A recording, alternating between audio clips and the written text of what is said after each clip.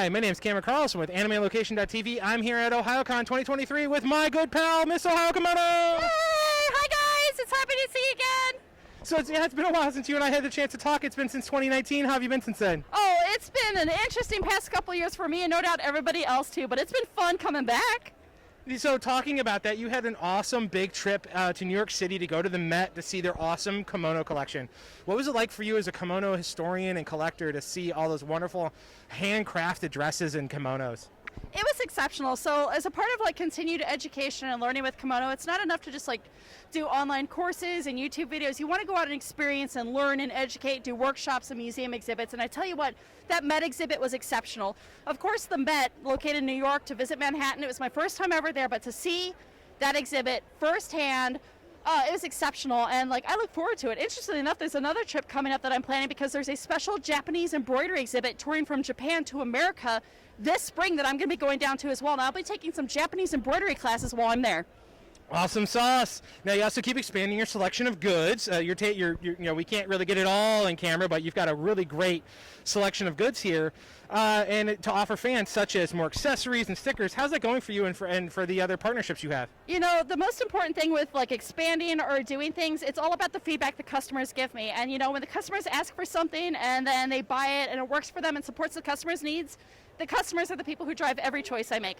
So it's working great. You know, the customers give me feedback and I act on it. That being said, one of the pieces of feedback I get all the time from Japan is like, wow, like the Americans like our stuff? And I'm like, yes, we love your stuff. Like, well, not stuff, but we love your pieces, your attire, your this, your that. And they're in love with it. The stationery business has been a lot of fun because we originally started it with like Japanese, Korean, and Chinese brands of stationery, but I've pivoted from that. And now I'm focusing more on supporting American small business artists.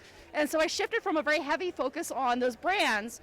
And now I've got over 40 different small business artists that normally don't sell in this area that I'm selling their stationery now. So it's been great. I see some of those from time to time online. Now, you love talking to your customers that use your product and are also reinvent your product for new fashion sense. What's it like when you see some of the kimonos you sold to be repurposed into new fashion? I love it. Like, one of the things I think is really neat is when people reimagine and play with fashion. Fashion is ever evolving and growing. And one of the things I love doing is I watch the fashion trends in Japan. So really big in Japan, probably in the past few decades, is there's been a bigger and bigger push to take vintage, antique, and modern kimono and reimagine them into fun, practical, everyday ways. Not that normal kimono aren't practical, but spicing it up, playing with it, and doing stuff. So I love the creativity because fashion is fluid. It's not static. It's all about that exploration. Right, and you know, as me, I constantly evolve my fashion whenever I come to do interviews. So you also have a great partnership with many companies from around the world. What's it like when you work with them? Like you said, like, you know, you have the partnership with your kimono family in Japan. You have your partnerships with your stationery companies. So what's it like when people reach out and say, hey, I really like what you do. Can you help me? So it's always a matter of, I actually now work with several companies in Japan. Okay. So I've actually since picked up and now directly wholesale from the factory that manufactures kimono dressing accessories. So like Himo, Obeite, Makra, like I actually get factory direct accessories. So at this point I have like 5 different places I get my kimono and related accessories from, all direct, all authentic, properly sourced, and it's a blast. And then now that I'm working with so many different artists for the stationery half of the business, it's just a blast because there's so many wonderful talents, minds, and creatives out there that it's just this wild whirlwind of just hype and energy, and I really enjoy it. As you can tell, we're kind of being really hyped right now about our interview. So what's one of the biggest differences as a business you have to handle setting up your booth for a festival versus a convention? I mean, festivals are totally different mindset versus a convention, so what's one of the biggest things you have to adjust? Festivals is the sheer amount of typically outdoor weather hazards. Oh my gosh. I did a Renaissance festival. I usually do the Michigan Renaissance Festival. I try and do that when they allow for me to come in, and they have like a one weekend, the Wonders of the World weekend. And so that's an outdoor event. And so when you're doing that, you are outdoors. And so when you've got an outdoor event, you have to consider weather factors and stuff. And one year I was vendoring there, the weekend before, they had a tornado touchdown in the festival. What? Yeah. What? So, you know, you go above and beyond. When you're doing outdoor festivals, you want to do safety, precautions, redundancies. You have to factor in all the weather types, including heat. So, like, the number one tip, if you're like thinking about being a vendor, you're looking at traveling, this type of lifestyle, I always recommend is when you're doing outdoor, have a battery portable light, but also fan. Because I have done, like, outdoor Japanese festivals in Chicago and other places where there is no wind and it's 103 degrees and you're sitting there dying the whole time. And if you've got a battery power fan that lasts for like 12 hours, that is your only saving grace. Yeah. I can imagine it gets really hot, especially up here in the Midwest with the humidity. It just, ugh. So as you've talked about, much of the way you sell your kimono is due to history of the garment. That's why you got into this, was the history of the garment and the culture. What's it like to speak when you get to do one of those impact moments where it's like, okay, this is why kimono is so critical, not just as a fashion, but also historical, cultural importance to the people of Japan? That is such a broad topic. I don't know how to summarize that into a little bubble because, and it's also not just Japan, but Southeast Asia in general. Yeah, it's really, the kimono, of course, is very distinct and unique to Japan and Japanese culture. It is the national garment of Japan. It's recognized by the Japanese government as such. And it's, it's about expanding our world, embracing culture, exploring fashion. It's such a broad topic. And it's an absolute privilege. It's been a privilege over the years to be a trailblazer because we're, as far as I know, in all my years, we're the oldest continuous running kimono boutique in the Midwest. We've been around for many, many years.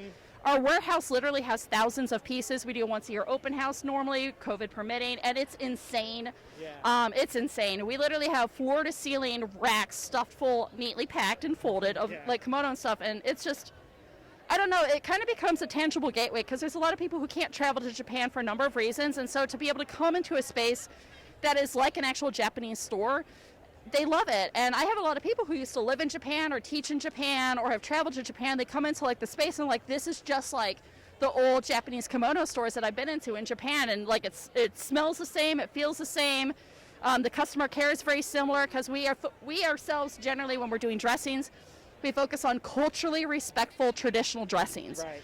So we care about making certain that when a customer buys something, it fits to the best of the ability. We're not going to sell something too small.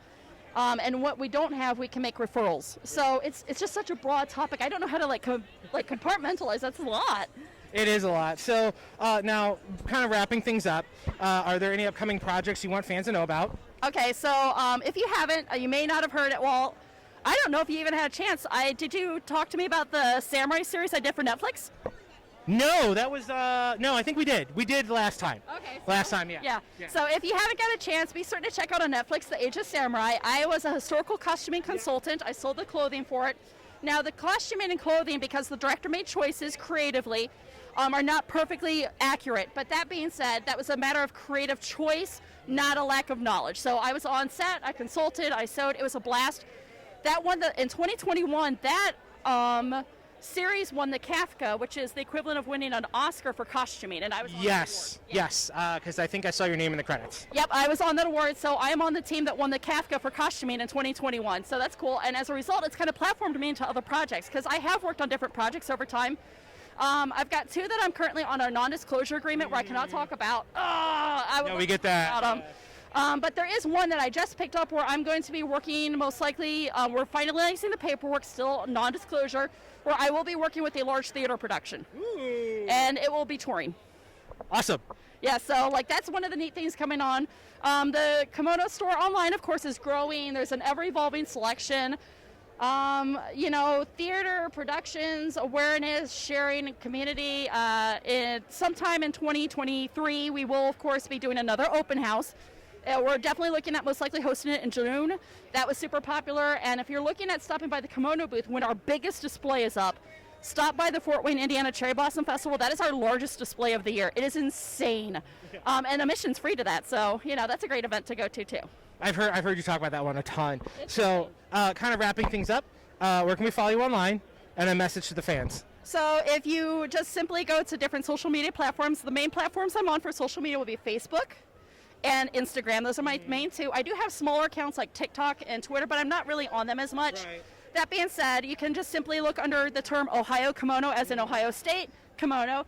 And then, of course, I have my website, which is simply ohayokimono.com. We started that website, I think, back in 2010, 2009. Yeah, like 2000. I think maybe even 2008. I don't know. Like a long time ago. Yeah, it's been a long time. It's been there for ages. I'm certain some of you guys have already seen it. So it's been around. I do post a lot of updates when we do no stock, when there's anything I can share about some of our movie or theater production work, any exclusives, sometimes instructional information, insight into Japanese motifs and traditional culture and other things. So it's just a lot, and honestly, online is a great place to find us because I know a lot of people can't travel, but you can always find us online. What do you want to say to the fans that also order from you? Oh man. Thank you. 2020 was a rough ride, and my fans came out in force. Yep. And for 2023, we are back to business as usual with care and, of course, precautions. And we're just happy to still be here, and we're happy to see so many smiling faces. I don't have enough kind or generous things to say about our fans. I mean, it's been great. I genuinely have amazing people that have been a part of our community over the many years we've been around and continue to support us and continue to be amazing. So thank you, everybody, for so many years of support. Again, I love talking with you. Thank you so much again. It's always just so fun to see you. Thank you. Yay! Yay, hugs. Seeing you again. Yay.